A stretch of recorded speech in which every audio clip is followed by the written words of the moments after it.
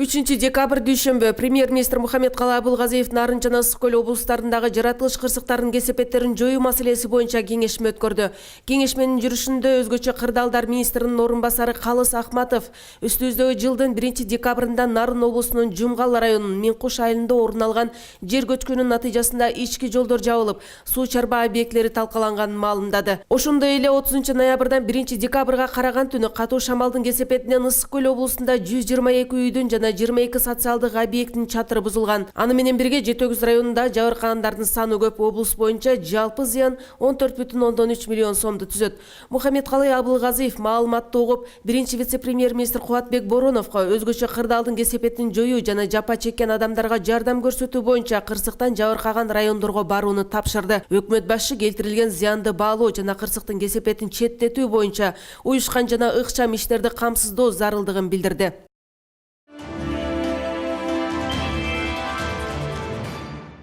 Премьер-министр Мухаммедкалый Абылгазиев ден соолугуна мүмкүнчүлүгү чектелген жактардын эл аралык күнүнө арналган салтанаттуу иш-чарага катышты. Өкмөт башчы өз сөзүндө ден соолугуна мүмкүнчүлүгү чектелген жактар көптөгөн тоскоолдуктарга дуушар болуп жаткандыгына карабастан, алардын эмгекчил, алдыга максат кое билген, өжөр жана кайратман адамдар катары тааный турганын билдирди. Өкмөт башчы белгилегендей, июнь айынан тарта жөлөк пулдардын өлчөмү 2700 сомдон 4000 сомго чейин жогорулатылды. Мамлекет аларга камкордук көрүү милдеттемесин өзүнө алды. Бул жетишсиз жана өкмөт мындан ары карай анын өлчөмүн жогорулатуу үстүндө иш алып барат деп белгиледи Мухаммедкалый Абылгазиев.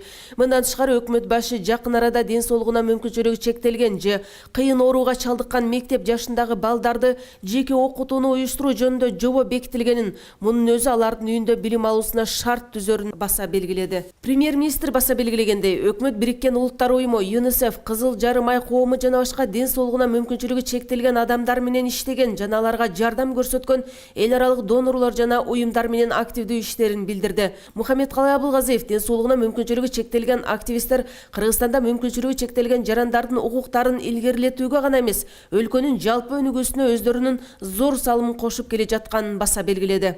Биздин башкы мыйзамыбызда да жазылган, мыйзамдарда да каралган, өкмөтүбүздүн программасында дагы каралган бул социалдык чөйрөгө көңүл бөлүү, бюджеттен каралган каражаттар, мыйзамдар бардыгы чең ушу биздин мекендештерибиздин өзгөчө мүмкүнчүлүгү чектелген, ден соолугунун мүмкүнчүлүгү чектелген адамдарга абдан көңүл коюу боюнча мыйзамдардын баары каралган, алардын баары иштеп жатат.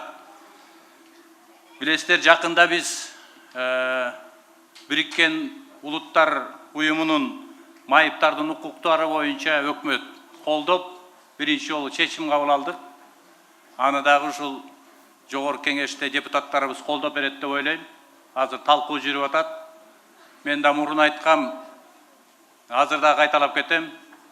Биз качан бактылуубуз, качан өнүккөн мамлекет болуп эсептелебиз. Бардыгыбыз бирдей укукта, бирдей шартта, бирдей мүмкүнчүлүктү пайдаланганда, анан мыйзамдар аркылуу укуктарыбыз корголгондо биз өзүбүздү ушул мекендин татыктуу жарандары катары сезебиз. Өзгөчө биздин бир туугандарыбыз, мүмкүнчүлүгү чектелген жарандарыбыз бизден ашыкча корголуп, ашыкча артыкчылыкты алганда, мына ошондо гана мамлекет өзү мындай бактылуу мамлекет, бардык жарандарына тегиз караган мамлекет болуп эсептелет. Буга биз өкмөт тарабынан болгон бардык мүмкүнчүлүктөрдү жумшайбыз.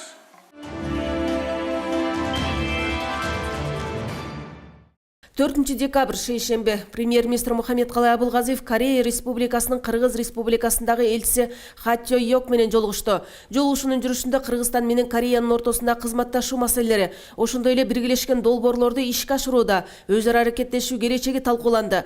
Кыргызстанда түзүлгөн бизнес жүргүзүүнүн ыңгайлуу шарттарын, Евразия мейкиндигинде экономикалык интеграция процесстерине катышуусуна байланыштуу, өлкөнүн мүмкүнчүлүктөрүн жана Европа биримдиги тарабынан сунушталган ВСП+ артыкчылыктарын эске алуу менен соода экономикалык, инвестициялык жана транспорттук логистикалык тармактарда Кыргыз-Корей кызматташуусун активдештирүүгө эки жактуу кызыктарлык бар экенин белгиледи. Элчи Ха Тё-йок белгилегендей, Корея, анын ичинде Корея эл аралык кызматташтык агенттиги Кыргызстандын аймактарында өкмөт тарабынан жүргүзүлгөн иштердин алкагында экономикалык натыйжалуу долбоорлорду колдоого багытталган. Алар өлкөнүн экспорттук потенциалын бекемдөөнү шарттайт. Ал ошондой эле Кыргыз экономикасынын кыйла жагымдуу тармактарына Корей инвестицияларын тартуу үчүн бардык күчтөрдү жумшоого даярдыгын билдирди.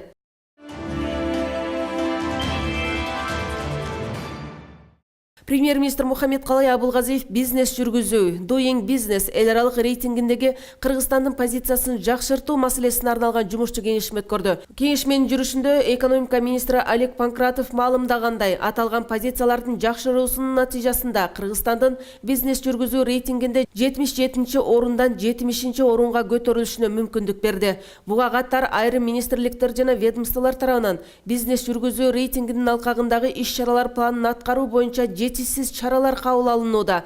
Буга байланыштуу өлкөнүн калган индикаторлору боюнча позициялары мурдагы деңгээлде калып же начарлоодо. Премьер-министр өкмөт тарабынан 2023 жылга карата бизнес жүргүзүү рейтингиндеги алдыңкы 40 өлкөнүн катарына кирүү милдети коюлганын билдирди. Буга байланыштуу Мухаммедкалый Абылгазиев энергетика менен камсыздоо тутумуна кошулуу, салык салуу индикаторлорун жакшыртууга жоопкер мамлекеттик органдардын ишин сынга алды. Мухаммедкалый Абылгазиев өлкөнүн министрлик жана ведомство жетекчилеринин жеке жоопкерчилиги тууралуу эскертти. Премьер-министр мамлекеттик органдарга 2 жумалык мөөнөттө бизнес жүргүзүү 2019 рейтингинин индикаторлорун талдап, сапаттуу сын пикирлерди киргизүүнү тапшырды.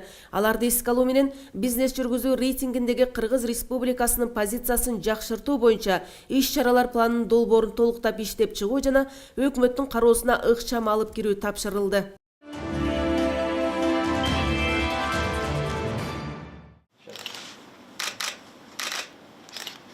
Кыргызстан Түштүк Корея менен кызматташууга өзгөчө маани берет. Бул тууралуу биринчи вице-премьер-министр Кубатбек Боронов Корея импортчулар ассоциациясынын төрагасы Мёң Джин Шин менен жолугушууда билдирди. Биринчи вице-премьер-министр Кыргызстан Корея менен соода көлөмүн көбөйтүү ниетинде экенине жана Кореяга экологиялык таза айыл чарба продукцияларын ташууну жөнгө салуу аркылуу экспортту өнүктүрүүгө кызыктарлыгына, ошондой эле экономиканын ар кыл тармактарына Корея инвестицияларын тартууга өзгөчө көңүл бурду. Кубатбек Боронов маалымдагандай, 2016 жылы Кыргызстан Европа биримдигинин ВСП+ колдонуучусу статусун алган. Анын алкагында аталган бирдиктин өлкөлөрүнө 6000ден ашуун аталыштагы товардык позицияларды бажы төлөмүсүз ташуу мүмкүнчүлүгү сунушталат. Өз кезегинде Корея импортчулар ассоциациясынын төрагасы Мёң Джин Шин белгилегендей, соода экономикалык тармакта кызматташууну жакшыртуу үчүн күч-аракеттерди активдештирүү зарылдыгын белгиледи. Жолугушуунун жыйынтыгында Кубатбек Боронов 2019 жылдын биринчи жарымында Бишкек шаарында Корей жана Кыргыз компанияларынын катышуусунда бизнес форум өткөрүү мүмкүндүгүн карап чыгууну сунуштады.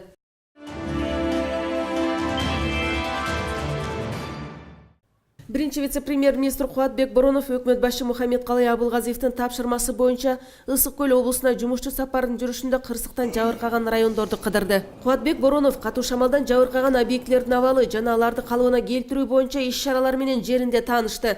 Тактап айтканда, Балыкчы шаарында ал Чыңгыз Айтматов атындагы номер 5 мектепке барды.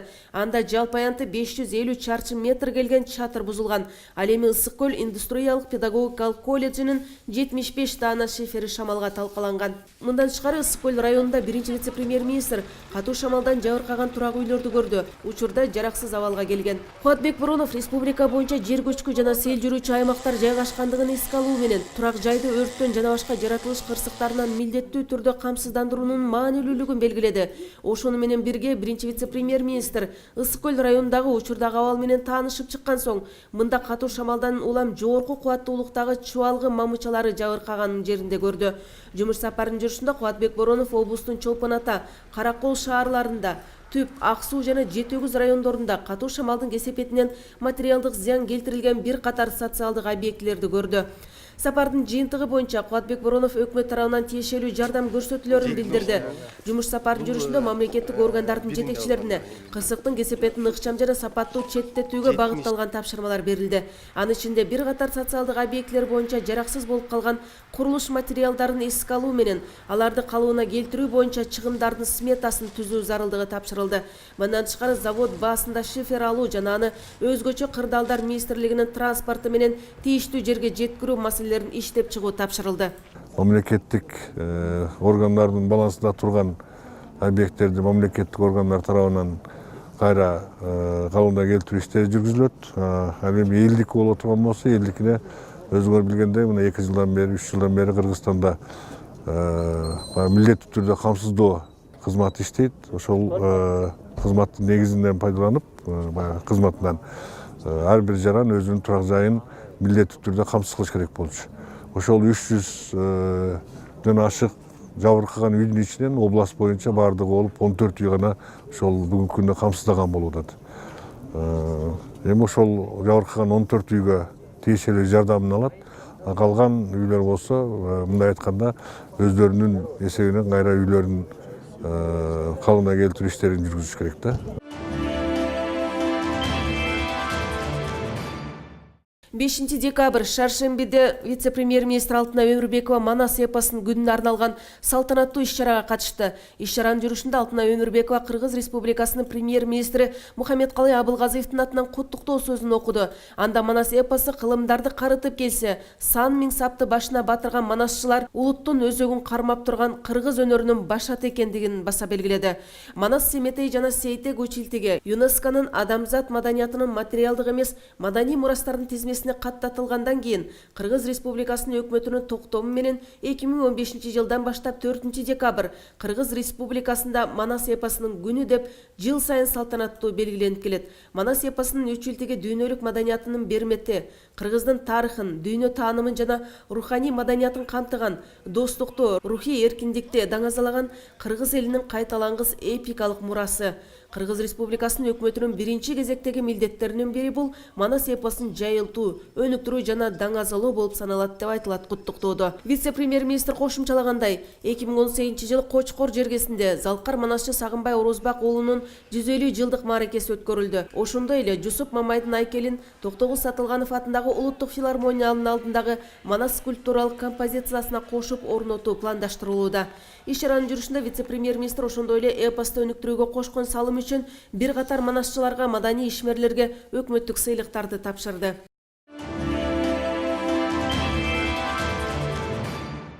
6 декабрь Бейшембиде премьер-министр Мухаммедкалый Абылгазиев жумушчу сапары менен Жалал Абад, Баткен, Ош облустарына барды. Сапардын жүрүшүндө өкмөт башчы Жалал Абад облусунун бир катар социалдык объектилердин ачылыш аземине катышты. Мындан тышкары Жалал Абад, Баткен, Ош облустарындагы бир катар социалдык инфраструктуралык мекемелер, абалы жана өндүрүштүк ишканалардын ишмердүүлүгү менен таанышты. Кененирээк алдыдагы мүнөттөрдө баяндайбыз. Вице-премьер-министр Жеңиш Разаков Москва шаарында тажик тараптын төрагалык астында өткөн көз карансыз мамлекеттер шериктештигинин экономикалык кеңешинин 80-чи жыйынына катышты. Кеңеш менен жүрүшүндө санариптик экономиканын өнүгүү шартында КМШга мүчө мамлекеттердеги атаандаштык саясатынын уюштурулушуна байланыштуу маселелер каралды. Ошондой эле КМШ өлкөлөрүнүн өкмөт башчыларынын кеңешинин темир жол транспортунда макулдашылган баа саясатын бекитүү концепциясы тууралуу чечимин ишке ашыруу жөнүндө маалымат угулду. Жыйындын жыйынтыгы боюнча тараптар 9 чечимге кол коюшуп, ошондой эле КМШ экономикалык кеңешинин 3 протоколдук чечими кабыл алынды. Аймактарды өнүктүрүү жылында өкмөт социалдык маселелерди чечүүгө өзгөчө маани берет. Айрыкча билим берүү тармагынын сапатын жакшыртуу, жаңы мектептерди салуу өкмөт тарабынан ишке ашырылып жаткан негизги милдеттердин бири. Бул тууралуу өкмөт башчы Мухаммедкалый Абылгазиев Жалал Абад облусуна жасаган жумушчу сапардын алкагында мектептердин абалы менен таанышуу учурунда билдирди. Премьер-министр алгач Жалал Абад шаарындагы Бабкин атындагы номер 1 орто мектептин абалын көрүп чыкты. Окуу уясы 1927 жылы курулган. Мекеме 600 окуучулук орунга эсептелген. Бирок азыркы тапта мектепте 2000ден ашуун окуучу 3 сменде билим алууда. Мектеп имаратынын эскириги жеткендигине жана анын жүктөмө оорлошкондугуна байланыштуу бүгүнкү күндө жаңы мектеп куруу маселеси турат. Жаңы мектеп ушул карайлы деп атабыз. Жалал Абад шаарында, Жалал Абад областындагы эң чоң, эң кыйын мектеп ушу деп атышат. Амына эмсилер 11 классты күтүп атасыңар, эмсилер бизге билим алып, бизге жардам бересиңер да. Мамлекетти курганга, күчтүү эркин мамлекет кылган ошого жардам бересиң. Баарыңарга ийгилик каалайбыз. Билим берүү мекемеси менен таанышып чыгып, премьер-министр тийиштүү мамлекеттик органдарга мектептин жаңы имаратынын курулушун баштоо мүмкүндүгүн карап чыгууну тапшырды. Андан соң өкмөт башчы Базаркоргон районунун Жайтерек айылында Моңкобаев атындагы номер 29-орто мектепке барды. Мугалимдер менен жолугушууда Мухаммедкалый Абылгазиев окутуучуларды, ата-энелерди өз мекенин сүйгөн мекенчил жана анын өнүгүүсүнө өз салымын кошууга умтулган мекенчил катары тарбиялоо үчүн балдардын окуусуна өзгөчө көңүл бурууга чакырды. Балдарды тарбиялаганда мекендүүлүккө, анан эмгекти сүйгөн балдарды тарбиялаш керек да. Эмгекти сүйгөн. Эмгек болсо мамлекет оңолот. Эмгектенсең үй бүлөңдү жакшы багасың, эмгектенсең жанагыдай үй бүлөңдүн шарты жакшы болот. Ошонтип анан кийин районубуз жакшырайт, областыбыз анан мамлекетибиз жакшырайт деген түшүнүк тап келишибиз керек да. Ынтымак болсо жолубуз да болот, садигибиз да болот, мектебибиз да болот. Мухаммедкалый Абылгазиев Жалал Абад облусуна болгон жумуштуу сапарынын алкагында Базаркоргон районуна караштуу Көк Алма айылындагы жаңы спорт залдын ачылыш салтанатына катышты. Жергиликтүү жашоочуларды бул кубанычтуу окуя менен куттуктап, өкмөт башчы президент тарабынан 2018-жыл аймактарды өнүктүрүү жылы катары жарыяланганын эске салды. 2018 жылдын башында билесиздер, урматтуу президентибиз Сооронбай Шарипович Жээнбеков өзүнүн программасында, баарыңыздар колдодуңуздар, программасында ошол айыл жерин өнүктүрүү боюнча региондорду өнүктүрүү деп стратегиясын кабыл алып берген. Ошол стратегиянын эң түпкү мааниси айыл жерин көтөрүү, айыл жеринин маселесин чечүү. Ушунун баарын түшүнгөн үчүн ошо Сооронбай Шарипович айыл жерин көтөрөлү деп, мынакей өзүнүн указы менен, жарлыгы менен кабыл алып, айыл жериндеги болгон көйгөйлүү маселелердин баарын ошого камтып, мыйзамдарга өзгөртүү кийрүү боюнча, каражаттарды айыл жерине жиберүү боюнча, жөнөтүү боюнча, анан ошол жерде сөзсүз түрдө ушул жумуш чорун түзүп, анан айыл жерине жанагы чет жакта жүргөн чоң шаарларыбыз Бишкек менен Ош шаарында жүргөн жаштарыбыз ошо айыл жерине кайра кайтып келе турган шартты түзөлү деген саясат жүрүп атат. Премьер-министр бир дагы бала сапаттуу билим берүүсүз, билимсиз калбашы үчүн республика боюнча бала бакчаларды, мектептерди ачуу өкмөттүн башкы максаттарынын бири экендигин белгиледи. Аны менен бирге премьер-министр мектептин эмгек жамааты менен маектешүүсүндө инфраструктуралык долбоорлорду ишке ашыруу, энергетика тармагын өнүктүрүү, айылдарды таза суу менен камсыздоо, ирригацияны өнүктүрүү жана башка маселелерде артыкчылыктуу багыттар экенин кошумчалады. Анан азыркы мынакей бул дене тарбия жагынан спорт залды ачып аткан Бишкектегиден айырмасы жок. Спорт зал салыныптыр. Мынакей ушундай жакшы бир ден соолукту чыңдай турган, ушул жерде мелдештер өтө турган объекттер салынып, мына ушунун бирөө ушул айылда болуп атканын мен абдан кубанып атам. Ошон үчүн мен сиздерди, урматтуу аксакалдар, апалар, бир туугандар, куттуктайм. Иш-чаранын жүрүшүндө премьер-министр мектептин эмгек жамаатына спорт залга керектүүлөрдү алуу үчүн 50 000 сомдук сертификат тапшырды.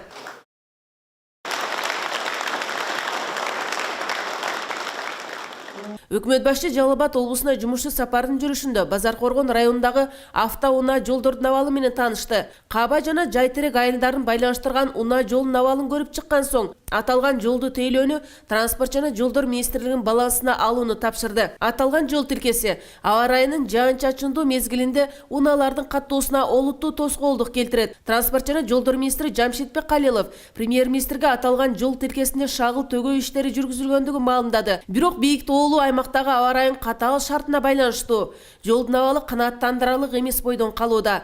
Жолдун абалы менен таанышууда Мухаммедкалый Абылгазиев Жайтерек айылынын тургундары менен маектешти. Жашоочулар өкмөт башчыга алыста жайгашкан айыл көйгөйүнө көңүл бургандыгы үчүн ыраазычылык билдиришти. Алар премьер-министрден унаа жолдун абалына өзгөчө көңүл бурууну өтүнүштү. Премьер-министр транспорт жана жолдор министрлигине бул жолду балансына алууну жана өз убагында сапаттуу тейлөөнү тапшырды. Өкмөт башчы ошондой эле айылдыктар менен пикир алышууда өлкөнүн аймактарын өнүктүрүү боюнча жүргүзүлүп жаткан иштер тууралуу айтып берди. Бул үчүн келерки жылы 15 миллиард сом багытталарын кошумчалады. Жолду азыр мындай кыла турган болдук. Баланска ДЭО алып, Минтранска. Жыл сайын сүрүп, азыр эми акырын топуракты төгүп, кум шагылды төгүп алып келет.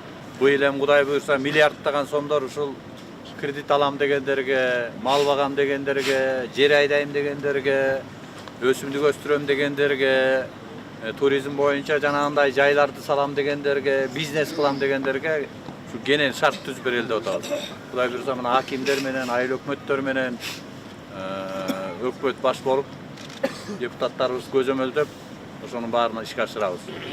Андан соң премьер-министр Талдуу Булак айыл аймагын Көк Алма айылы менен бириктирген Кара Үңкүр дарыясы аркылуу өткөн көпүрөнүн курулушунун жүрүшү менен таанышты. Курулуш иштерин ушул айдын аягына чейин аяктоо пландалууда. Өкмөт башчы курулуш иштерин сапатын камсыздоону жана курулуш ишин өз убагында бүткөрүүнү тапшырды.